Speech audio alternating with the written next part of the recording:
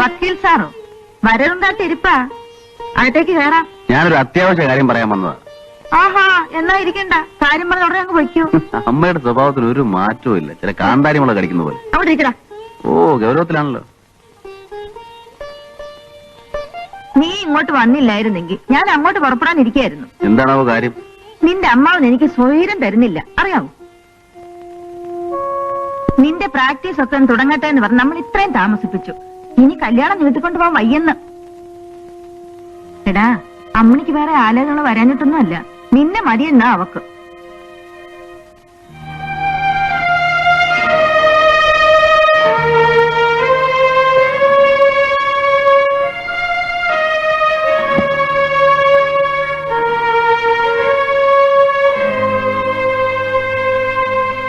എന്താടാ നിനക്ക്?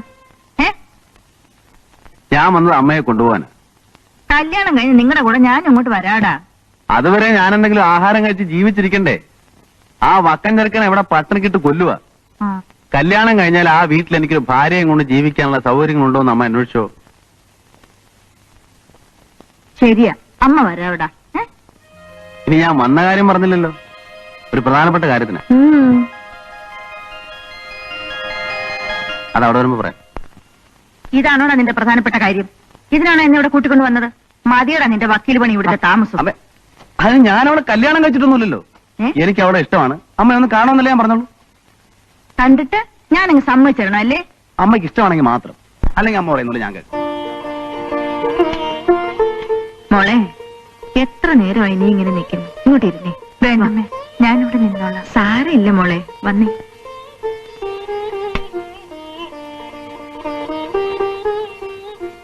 മോളെ, ഇത്ര നേരം ഞാൻ നിന്നോട് സംസാരിച്ചുകൊണ്ടിരുന്ന എന്തിനാണെന്നറിയാവോ?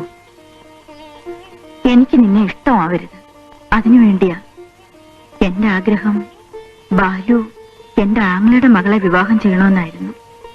അവൻ നിർബന്ധിച്ചതുകൊണ്ട് ഞാൻ ഇവിടം വരെ വന്നു, നിന്നെ കണ്ടു. നിന്റെ സംസാരവും പെരുമാറ്റവും എനിക്ക് വളരെ ഇഷ്ടമായി. കാപ്പി കുടിക്കായിരുന്നു. വരുമോളെ.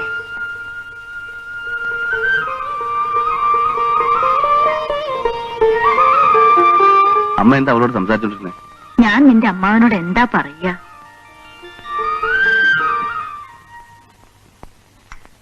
കേട്ടോ രോഹിണിയമ്മേ, ഇവിടെ കല്യാണാലോചനമായിട്ട് ഒരുപാട് പേര് വന്നു പോയിട്ടുണ്ട്.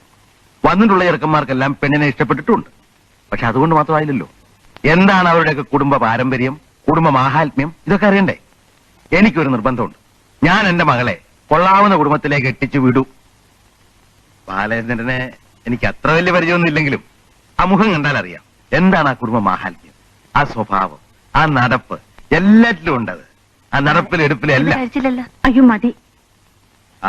അപ്പോ രോഹിണിയമ്മേ, നമ്മളിങ്ങനെ സംസാരിച്ചുകൊണ്ടിരുന്നാ പറ്റില്ല. കല്യാണ തീയതി എത്രയും വേഗം നിശ്ചയിക്കണം. കാര്യം എന്താന്ന് വെച്ചാല് എനിക്ക് ബന്ധുക്കളായിട്ട് സ്നേഹിതന്മാരായിട്ട് ഒരുപാട് പേരുണ്ട്. ഇവരെയൊക്കെ ഒന്ന് അറിയിച്ചു വരണ്ടേ? അത് മാത്രമല്ല, കാഞ്ഞിക്കര തറവാടും ചേന്നക്കര തറവാടും തമ്മിലുള്ള ആ ഒത്തുചേരലുണ്ടല്ലോ, പുറത്തറിഞ്ഞ ഒരു സംഭവമായിരിക്കും. ഇങ്ങോട്ട് ഇറങ്ങി വേണം മാറി.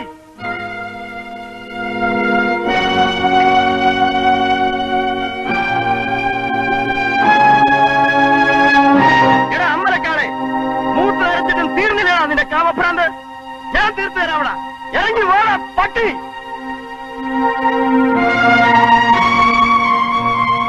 എവിടാ അതിന്റെ തണ്ട? ഇവനെ ഞാൻ കള്ളടിച്ചിട്ടുണ്ടോ?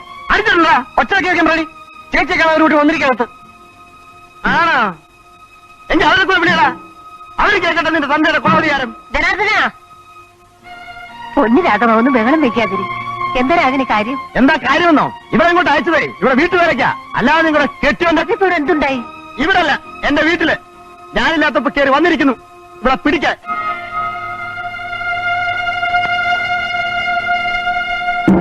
നീ ആരാടാ? നീ എന്താ ചെയ്യുന്ന? എന്നാടാ കൊണ്ടുവന്നിരിക്കുന്നു? നിനക്ക് എന്താന്ന് വെച്ചാ ചെയ്യടാ. അപ്പോഴേ ഒന്ന് ചോദിച്ചോട്ടെ, നിങ്ങളോട് പെണ്ണെടുക്കാൻ വന്നിരിക്കുക. ഈ തെണ്ടിയെ കണ്ടാ കുളിക്കണം. ഞാൻ നാടി നിന്റെ മോളെടുത്ത് ഇവിടെ പണടഞ്ഞിട്ടില്ലേ? നിന്നെ കാവളക്കേറി പിടിക്കാൻ പാടില്ലായിരുന്നോ?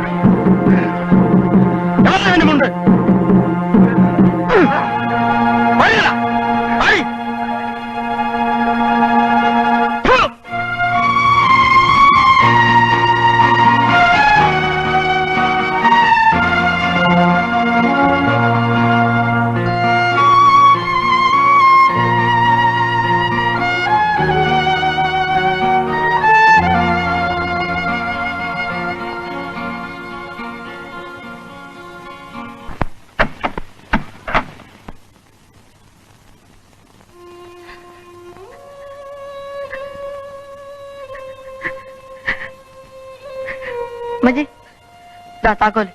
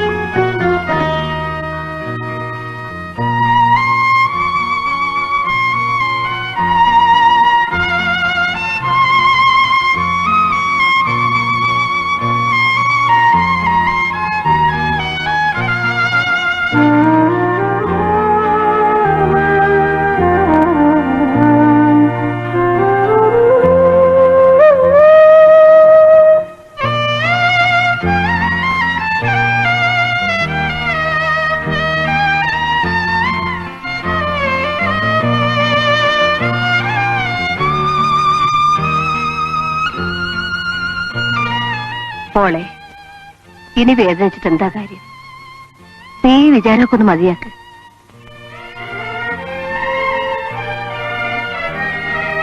ചേച്ചി ഒരു കത്തുണ്ട്.